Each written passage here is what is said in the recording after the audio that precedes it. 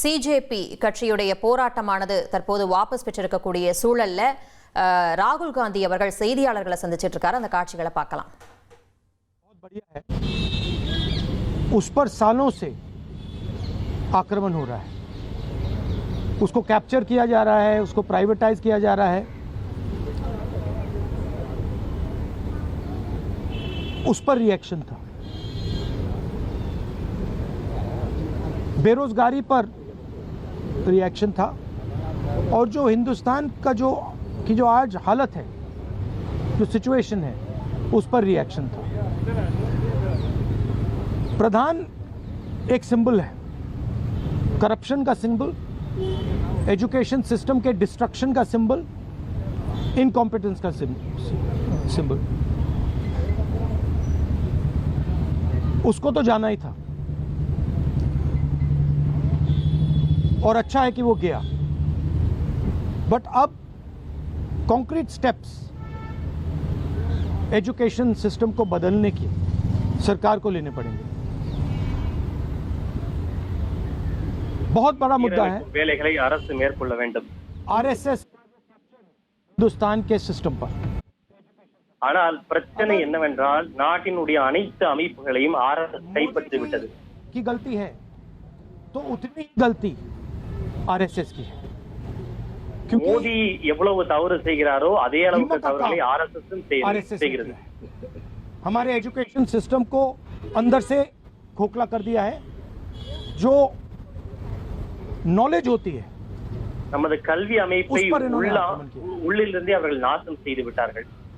तो गहरे स्टेप्स लेने पड़ेंगे. मुझे नहीं लगता है कि ये ले सकते हैं, बट देखते हैं. எனவே அதை சீர் செய்ய ஏராளமான நடவடிக்கைகளை மேற்கொள்ள வேண்டும். ஆனால் அப்படி நடவடிக்கைகள் எடுக்கப்படும் என்று எனக்கு தோன்றவில்லை. पहली मांग, जिन लोगों ने स्टूडेंट्स पर आक्रमण किया, अटैक किया, मारा, इम्प्लीमेंटर्स एंड ऑर्गेनाइजर्स, दोनों पर कार्रवाई होनी चाहिए और विजिबल कार्रवाई होनी चाहिए. स्टूडेंट्स को दिखना चाहिए कि ये लोग इस कारण पनिश हुए हैं. और दूसरी बात, जो मेन ऑपरेटर हैं सिस्टम के, नरेंद्र मोदी जी, उनको हिंदुस्तान के स्टूडेंट्स से अपॉलोजाइज करना चाहिए. மாணவர்கள் மீது தாக்குதல் நடத்தியவர்கள், அச்சுறுத்தியவர்கள், இதனுடைய பின்னணியில் இருப்பது பிரதமர் மோடி. அவர் நாட்டு மக்களிடமும் இந்த மாணவர்களிடமும் மன்னிப்பு கேட்க வேண்டும்.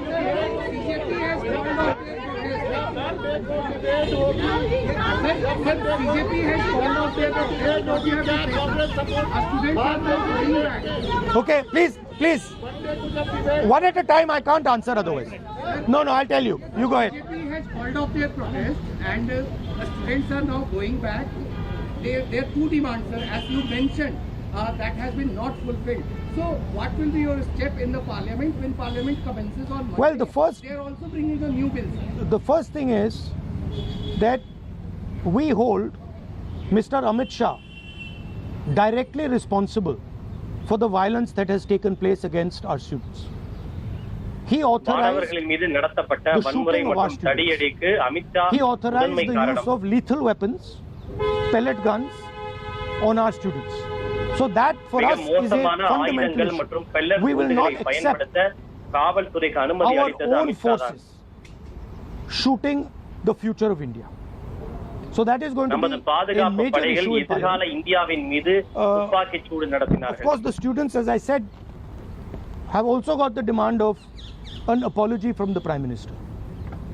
Look, மாணவர்கள் கூட இந்த விவகாரத்திற்கு பிரதமர் மோடியிடம் மன்னிப்பு கேட்க வேண்டும் என்று எதிர்பார்க்கிறார்கள். The reason it has happened, the deeper reason it has happened, is that the Indian system, job creation system, education system, institutional system, media system has been destroyed. It has ceased to exist. இந்தியாவினுடைய வேலை வாய்ப்பு அமைப்பு, கல்வி அமைப்பு, media அமைப்பு அனைத்தும் சிதைக்கப்பட்டு விட்டது. Now, a time of serious economic crisis, and in times of நாம் மிகப்பெரிய தீவிரமான பொருளாதார இடர்பாடுகளை, பேரிடரை சந்தித்துக் கொண்டிருக்கிறோம். should be aware that what has happened here is just one step in a very deep problem. Right? So எனவே the இங்கு government என்ன needs to start நடைபெற்றுக் listening to கொண்டிருக்கிறது, what the என்ன people of India பிரச்சனை say. என்பதை அரசு அறிந்து கொள்ள This is a முன்வர warning வேண்டும். to அரசு them. விழிப்போடு இருக்க This வேண்டும். is a warning from the students of India, this is a warning from the opposition. That நடந்த You சம்பவம் cannot மாணவர்களிடமும் run India the அரசு way you do. எதிர்க்கட்சிகளிடமிருந்தும் அரசுக்கு this is not விடுக்கப்பட்ட your ஒரு personal எச்சரிக்கை. fiefdom. This is not something that belongs to you. This belongs to the people of India. This belongs to the இந்த அமைப்பு constitution. என்பது உங்களுடைய All these தனிப்பட்ட அமைப்பு institutions இல்ல. that do not இது belong to ஒட்டுமொத்த you. அமைப்பு. இது இந்திய And நாட்டு மக்களுக்கான அமைப்பு if என்பது you carry on இந்த down அரசு this புரிந்து path, கொள்ள வேண்டும். you will see that what has happened right now will be at 10 times the scale. So that is basically the message. One by one, please. One by one. Please. सोमवार को bill जब आएगा, सोमवार को bill आने के बाद सरकार से भेज जा रही है कि इसको और स्ट्रिंग करने के लिए और मजबूत बनाने के लिए लाएंगे। तो क्या पहले आप लोग की मांग ये रहेगी कि पीएम पहले माफी मांगे, उसके बाद ही आप लोग चर्चा में हिस्सा लेंगे, या उसके बिना भी कोई रास्ता? देखिए, इसमें हमारा कांग्रेस पार्टी का सेंट्रल प्रिंसिपल है कि हम ये जो सवाल हैं, हमारी जो मीटिंग होती है ऑपोजिशन के साथ, उस मीटिंग में हम रेज करते हैं और जो ऑपोजिशन का कंसेंसस बनता है उस पर हम डिसीजन लेते हैं पार्लियामेंट में. That is our discipline, that is our way of functioning. So I cannot answer this question right now. நாடாளுமன்றத்தில் அடுத்து எங்களுடைய நடவடிக்கை என்ன இருக்க போகிறது என்பதை நாங்கள் எங்களுடைய கூட்டணி கட்சிகளோடு ஆலோசித்து ஒருமித்த கருத்தோடு முடிவெடுப்போம். இதில் நாங்கள் தனிப்பட்ட எந்த முறையும் நாங்களாகவே எந்த முடிவையும் எடுக்க முடியாது.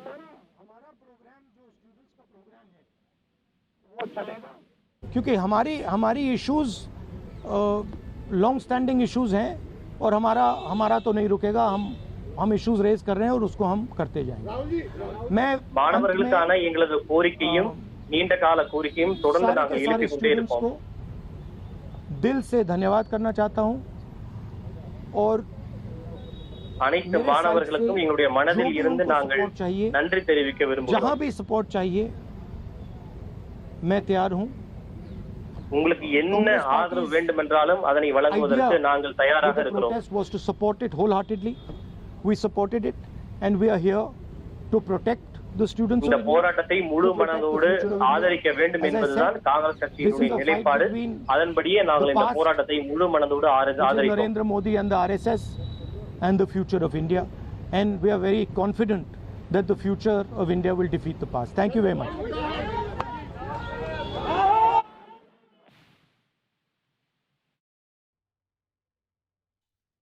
இந்த மத்திய அரசுடைய முடிவானது போராடிய மாணவர்களுக்கு கிடைத்த வெற்றி.